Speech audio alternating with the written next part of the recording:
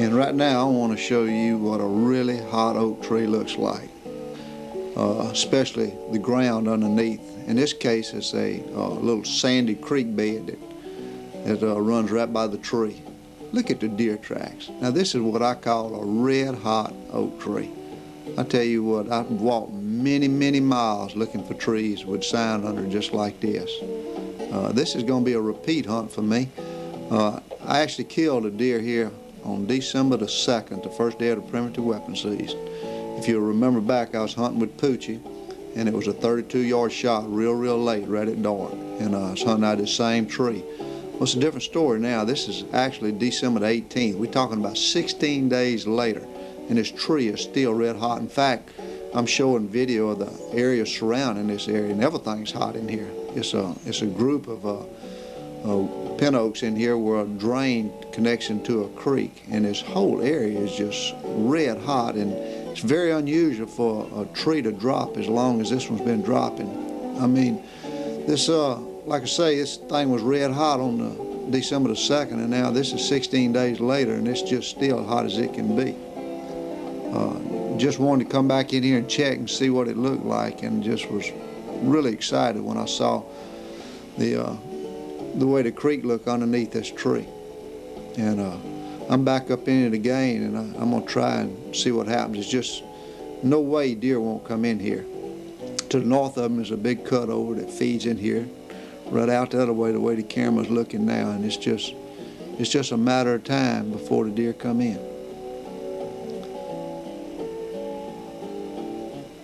I can't begin to tell you how much I've walked looking for places just like this, and haven't found very many this year. I hadn't hunted many oaks at all this year. All right, I got set up in a tree about 3 o'clock, and right now it's about 10 minutes to 5, and I just knew a deer would come in, and here comes one right now. Coming in just the way I'd planned, directly upwind. Like I say, the deer's coming from the south, and the wind's out of the southeast, so it's perfect. He has no idea I'm anywhere in the world right now. It's a little buck, isn't it? Look, got some little short white pearly horns. Boy, he's in good shape too. His mama done run him off. You know, spikes are probably the most vulnerable deer walking in the woods.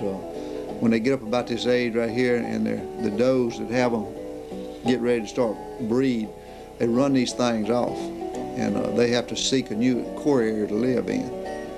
And everything's different to them, and they leave their home range because their mama runs them off. And they're on the move a lot. They're a lot more active in the daylight hours than regular deer, and they're real easy to kill. A little deer that age and that size is the easiest deer of all to kill. Much easier than a doe or a buck, either one. And a lot of them get killed. I've killed a lot of them myself. All right, he's getting in the perimeter of the drop area of this tree that I'm set up on, and he's starting to look for those acorns a little bit. I can't tell you how many of these I've shot before, but hunting with Poochie. Poochie wants to save them.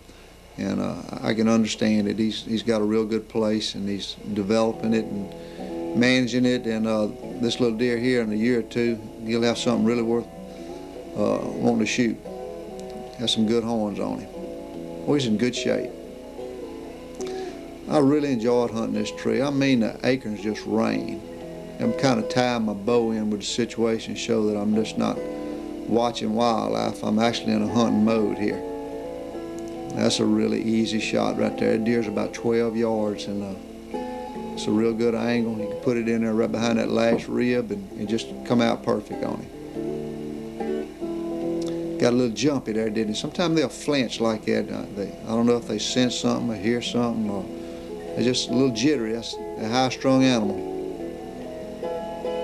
It was really fun watching him. He came in early, and I videoed him for a little bit and then turned it off.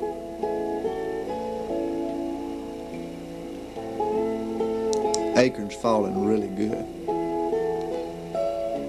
All right, it's getting a little bit later now, and I heard a deer coming in from behind me. That's that same little buck, boy. Look at him displaying the dominance. He looked like a big buck, walking stiff-legged, went over there trying to intimidate that new little spike that came in. Yeah, he's got a little bit better horns than the first one did, but at first, and boy, he didn't like him being in the area at all. He kind of bowed up and walked stiff-legged over to him, intimidated. See, he got his ears back right now? He's a bad boy. He said, get off of my acres and go somewhere else. And the other little buck kind of took him at face value for what he was showing. He kind of eased out of his area and came over a little closer to me. Boy, the acorns were just raining all evening long. I guarantee you, it wasn't a 30-second interval in between acorns dropping the whole evening. Just a great place to hunt. I mean, just deer can't help but come in.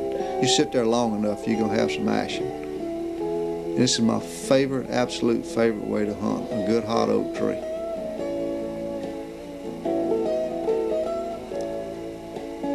I love watching them. Almost as much as shooting them. Had some really easy shots on these deer, but I enjoyed using the camera on them.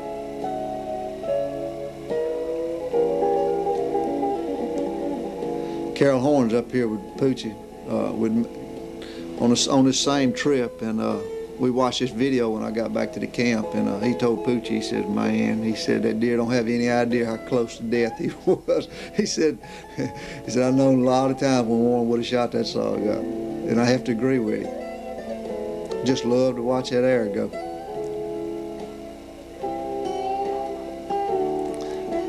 All right, there's that drain I was talking about that went into the creek, and I was sitting right at the intersection of it, and he's getting close to the bank. Right now, he's about 10 yards from me, nosing out them acorns.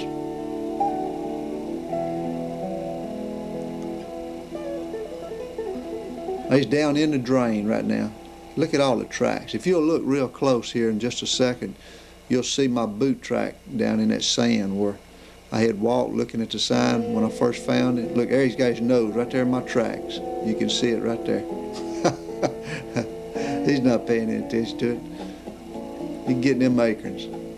Right now, he is directly under me, almost like a plumb bob. And it's getting late, too. My camera does pretty good in this low light. It's might as well say 5:20.